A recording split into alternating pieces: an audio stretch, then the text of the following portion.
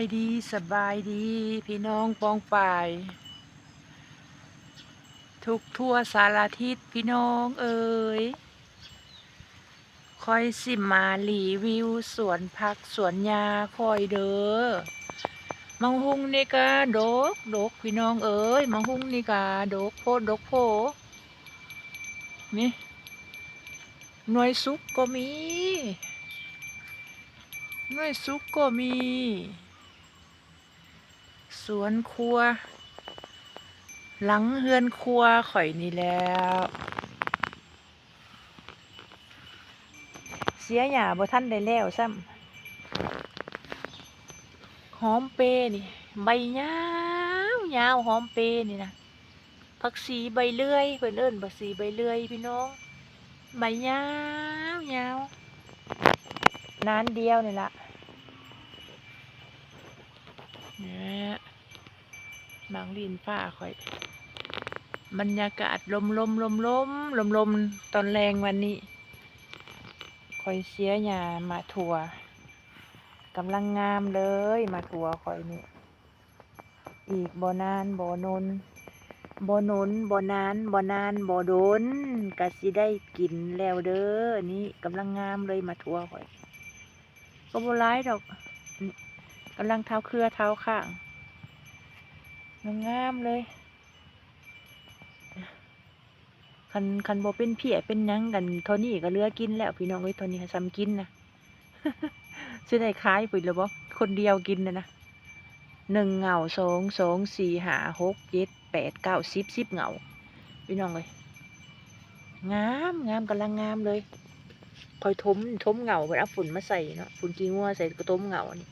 ให้มันขึ้นเนาะก็สิหาตัดขางมาใส่ก่อนบัดนี้เอาขางมาซักใส่นี่ให้มันเท่าขึ้นขางขึ้นเงาหัวก็งาม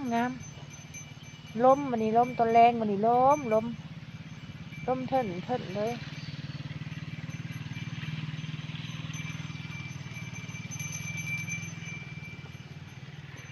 งามเลยสวนครัวข่อยละนี่หญ้านี่ก็เอาวัวเขามากินหญ้าอันนะนี่อันนี้มันต้นมันสลางมันต้นใบลายนะพี่น้องใบลายนี่งามใบลายนี่ยิบขันหมักเบงยิบบาสีเนาะยิบใบสีนี่งามหลายคอยปลูกไว้งามหลายใช่ไหมสวยงามตามท้องเรื่อง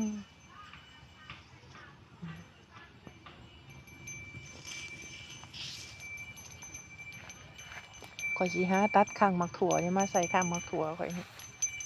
งามเลยนะบ่เป็นเพี้ยเป็นยังแต่ถือว่าโอเคเนาะนี่มาบวบ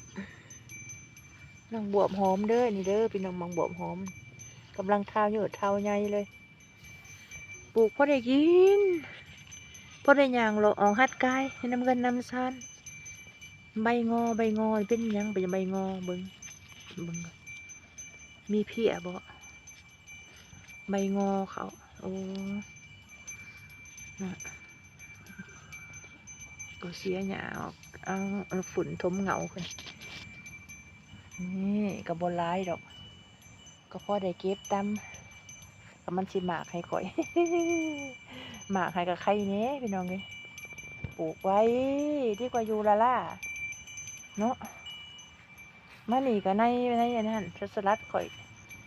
อันนี้อันดอกดาวเรืองดาวโรยอันนี้หวานเบี้ยเนาะสิปลูกนี่นะคอยหวานเบี้ยสลัดนี่พอดีฝนถึกนี่นะนี่นะบ่ขึ้นบ่เกินเลยตกทุกวันฝนกูมือนี่ก็ได้พักข่อยกองไม่เนี่ยพักข่อยกันนะบ่งามเนาะเบี้ยพักนี่พักสลัดเขียวพักสลัดขาวหวานปนกันเลยงามไรอันนั้นก็พักเป็นพี่น้องพักเป็นงามพักเป็นค่อยบริสุทธิ์กินดอกนี่ขัวใส่ไข่ใส่ยังเลยพักเป็นงามอยู่มังหุงนี่ก็ขำไว้อย่ามันหักมันรกโพดซะ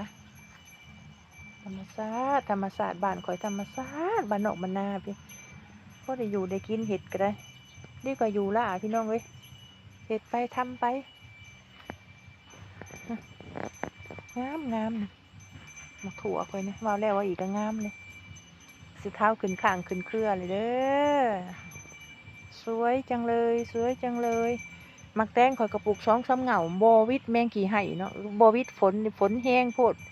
ก็เลยเปื่อยเลยตายซะพักอันนั้นมักแตงข่อยนะยังแต่มักถั่วเนาะนะขอบใจเด้อพี่น้องปองไปขอบคุณหลายๆอยู่ดีมีแห้งเลิฟกันตามสาก็ขอโทษขออภัยเด้อพี่น้องเด้อก็ตามสาก็ได้